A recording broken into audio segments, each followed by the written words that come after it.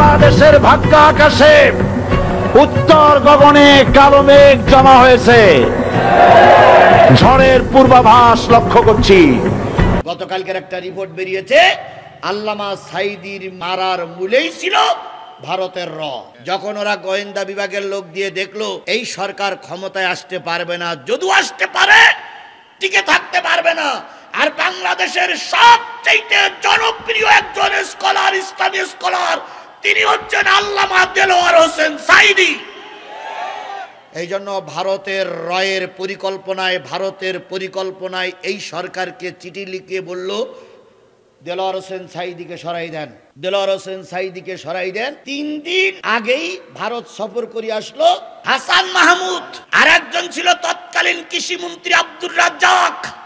এই দুইজনের নেতৃত্বে ভারত থেকে সফর করে এসে ভারত যে প্রেসক্রিপশন দিল, সেই প্রেসক্রিপশনের অনুসারে 3 থেকে 6 দিনের মাথায় আল্লামা সাঈদীকে জেলখানা থেকে বাহির করলো।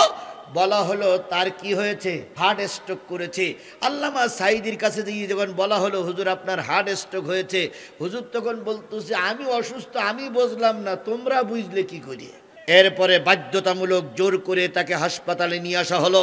হাসপাতালে রাতের অন্ধকারে নাভিতে ইনজেকশন করে তাকে মৃত্যুর কোলে ঢেলে দেওয়া হয়েছে। আল্লাহর কসম, গোটা বাংলাদেশ নয়, গোটা বিশ্বের মুসলমানেরা জানে আল্লামা সাঈদী হার্ট স্ট্রোকে মারা যায়নি, আল্লামা সাঈদীকে পরিকল্পিতভাবে মেরে দেওয়া হয়েছে। আর আল্লামা সাঈদীর যারা মেরে দেওয়ার জন্য দায়ী, প্রতিটা আসামির বিচার বাংলার জনগণ করবে, কাউকে ছেড়ে দেওয়া হবে না, হবে না, হবে না। নারায়ে তাকবীর, নারায়ে তাকবীর। তৎকালীন প্রাক্তন সরকারদের কাছে সবচেয়ে বেশি চক্ষুশীল ছিল আলেমেরা। হয়তো জামাত ইসলামের সঙ্গে তাদের বইন বানা হয়নি বলে জামাতের নেতাদের ফাঁসি দিল, তাই হেফাজতের নেতাদের মারল কেন? হেফাজতের নেতাদের নাই সহ্য করতে পারেনি, কওমি আওলাদের মারল কেন? কওমি আওলাদের নাই সহ্য করতে পারেনি, তাবলীগকে ভেঙে 2 ভাগ করলো কেন? তাবলীগকে ভেঙে 2 ভাগ করার মূল ষড়যন্ত্রকারী হলো ভারত। আর সেই ষড়যন্ত্রের বহিঃপ্রকাশ আমাদের দেশের এই ফিরাউনের বাচ্চা শেখ হাসিনা। বাংলাদেশ স্বাধীনের পর থেকে আমরা তাবলীগের ভিতরে কোনো মতনৈক্য দেখিনি। এই ভারত আর এই শেখ হাসিনা ষড়যন্ত্র করে বাংলাদেশের তাবলীগ জামাতের ভিতরে কয় গ্রুপ করে দিয়েছে? 2 গ্রুপ করে দিয়েছে। এখন এই 2 গ্রুপ মারামারি করতেছে। আমেরিকা দেখতেছে হুজুরাই মারামারি করতেছে, তাবলীগ জামাত আমেরিকা বোঝে না, আমেরিকা বোঝা হুজুরাই মারামারি করা মানে ওই দেশটা অশান্তির দেশ। ওই অশান্তির মূলে হচ্ছে শেখ হাসিনা, শেখ হাসিনা, শেখ হাসিনা।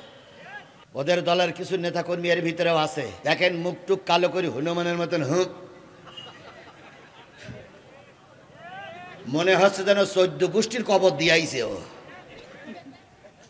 দেশটারে অশান্তিতে জ্বালিয়ে সরকার করে আমার দেশটারে সর্বনাশের দ্বার প্রান্তে রেখে দিয়ে শয়তানের বাচ্চা শয়তান পালাইছে। আর এখন তারির দায় নিয়ে আমাদের গোটা দেশের 18 কোটি মানুষ কষ্ট পাচ্ছে। কথা বলেন, কথা বলেন, কথা বলেন, কথা বলেন। আর ওর দোসর ভারত এখনো কিন্তু নীরব হয়ে যায়নি, ভারত এখনো চক্রান্ত করেই যাচ্ছে, করেই যাচ্ছে, করেই যাচ্ছে। গতকালকের একটা রিপোর্ট বেরিয়েছে, আল্লামা সাঈদীর মারার মূলেই ছিল ভারতের র। যখন ওরা গোয়েন্দা বিভাগের লোক দিয়ে দেখলো এই সরকার ক্ষমতায় আসতে পারবে না, যদিও আসতে পারে টিকে থাকতে পারবে না, আর বাংলাদেশের সবচেয়ে জনপ্রিয় একজন স্কলার, ইসলামী স্কলার, তিনি হচ্ছেন আল্লামা দেলোয়ার হোসেন সাঈদী।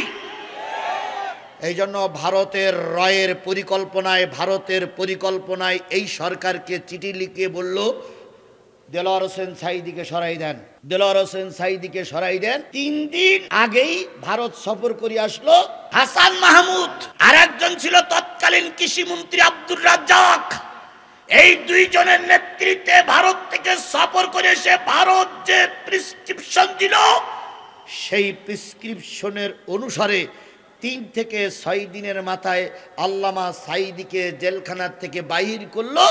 বলা হলো তার কি হয়েছে, হার্ট স্ট্রোক করেছে। আল্লামা সাঈদীর কাছে গিয়ে যখন বলা হলো হুজুর আপনার হার্ট স্ট্রোক হয়েছে, হুজুর তখন বলতেছে আমি অসুস্থ, আমি বুঝলাম না, তোমরা বুঝলে কি করে। এরপরে বাধ্যতামূলক জোর করে তাকে হাসপাতালে নিয়ে আসা হলো। হাসপাতালে রাতের অন্ধকারে নাভিতে ইঞ্জেকশন করে তাকে মৃত্যুর কোলে ঢেলে দেওয়া হয়েছে। আল্লাহর কসম, গোটা বাংলাদেশ নয়, গোটা বিশ্বের মুসলমানেরা জানে আল্লামা সাঈদী হার্ট স্ট্রোকে মারা যায়নি, আল্লামা সাঈদীকে পরিকল্পিতভাবে মেরে দেওয়া হয়েছে। আর আল্লামা সাঈদীর যারা মেরে দেওয়ার জন্য দায়ী, প্রতিটা আসামির বিচার বাংলার জনগণ করবে, কাউকে ছেড়ে দেওয়া হবে না, হবে না, হবে না। নারায়ে তাকবীর, নারায়ে তাকবীর। দিন ইসলাম, দিন ইসলাম জিন্দাবাদ, জিন্দাবাদ। বিশ্বের মুসলিম, বগুড়ার মুসলিম, নারায়ে তাকবীর।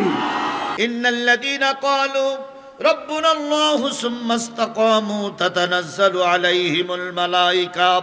নিশ্চয়ই যারা বলে আমার রব হলো আল্লাহ, নিশ্চয়ই যারা বলে আমার রবের নাম কি? এই কথা বলেন, কি বলে? আল্লাহ। সুম্মা ইসতাকামু, এই কথার পরে যারা প্রতিষ্ঠিত থাকে, আল্লাহ বললেন তাদের কোনো ভয় নাই, তাদের জন্য কোনো চিন্তাও নাই। কথা ঠিক না বেঠিক? আরো জোরে বলেন, ঠিক না বেঠিক? যারা আল্লাহর রব বলে মানে, ওই কথার পরে যারা সুপ্রতিষ্ঠিত থাকে, অতীতের অনেক বড় বড় মনীষীদের নাম পাওয়া যায়।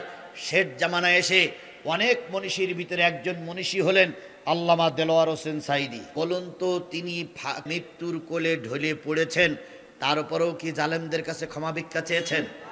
এই কথা বলেন, জালেমদের কাছে ক্ষমা ভিক্ষা চেয়েছেন?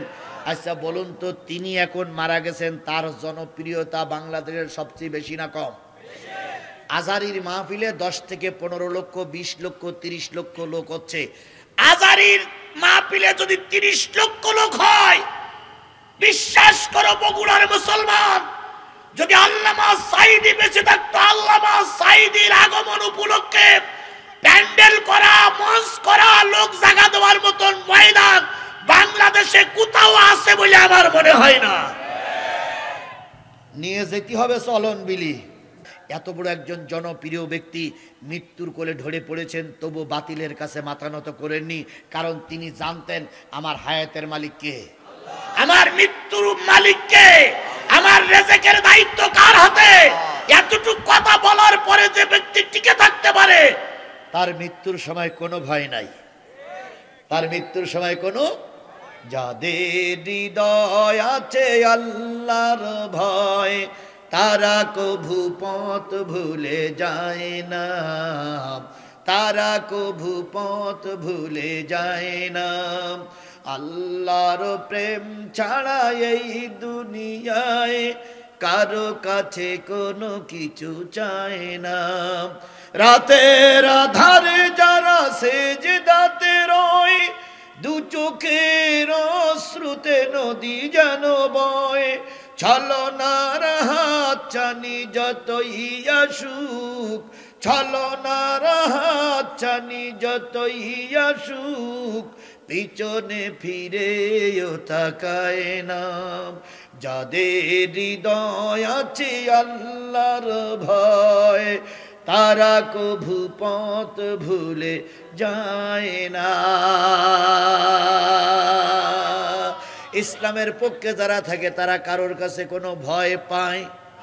আরো জোরে বলেন, ভয় পায়? কারে ভয় পায়? আরো জোরে বলেন, কারে ভয় পায়?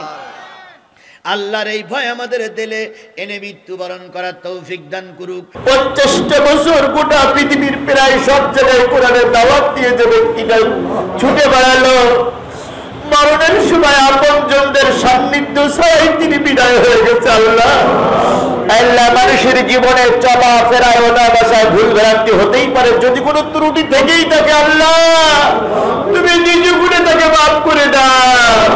রব্বুল আলামিন, তুমি তাকে জান্নাতের উচ্চ মাকাম দান করো। আল্লাহ আল্লাহ, তুমি তাকে জান্নাতের উচ্চ মাকাম দান করো। তার দুঃখী পরিবারের উপরে তুমি রহমত নাজিল করো। আল্লাহ, তার জন্য কাবার ইমাম দোয়া করেছে, যার জন্য মদিনার ইমাম দোয়া করেছে, যার জন্য বাইতুল মুকাদ্দাসে দোয়া হয়েছে, আল্লাহ তুমি তো তার জন্য দোয়া ফিরাই দিতে পারো না। আল্লাহ তুমি দয়া করে আমাদের দোয়াগুলো কবুল করে নাও। আল্লাহ তুমি তাকে মাফ করে দাও।